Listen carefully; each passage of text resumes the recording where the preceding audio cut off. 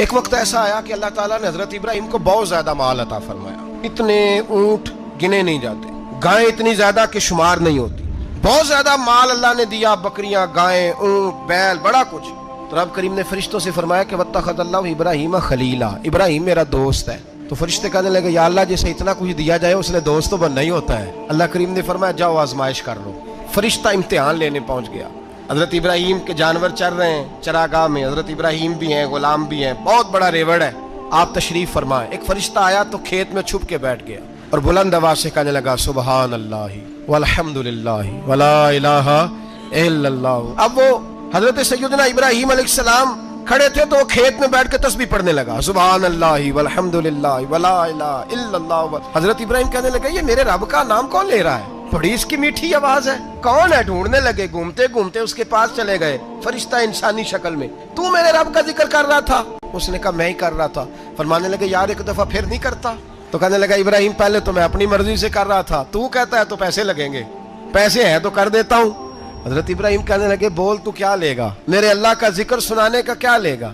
کہنے لگا جتنی بکریاں آپ چرا رہے ہیں ساری دے دے تو میں اللہ کا ذکر سنا دیتا ہوں. اور آپ نے فرمایا بس جا تیری ساری ہوئی, میرے رب کا ذکر سنا.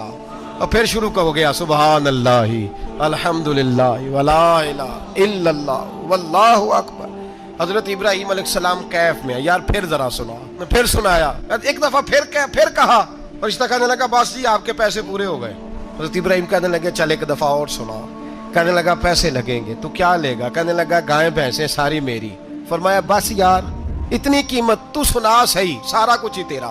پھر شروع ہو گیا سبحان اللہ والحمدللہ ولا الہ الا اللہ واللہ اکبر.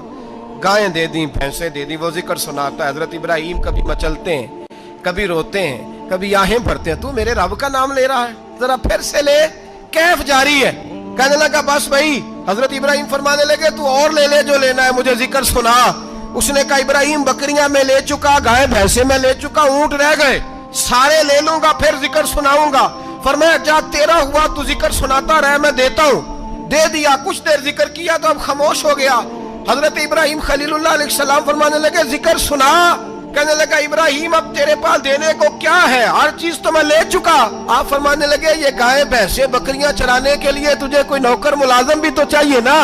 تو اس طرح کر مجھے رکھ لے, میں روٹی نہیں مانگوں گا, کھانا نہیں مانگوں گا, تو اللہ کا ذکر سناتا رہنا, میں تیرے جانوروں کی نوکری کرتا رہوں گا. حضرت ابراہیم علیہ السلام نے جب یہ کہا نا, فرشتے کی آنکھوں میں آنسو آ گئے.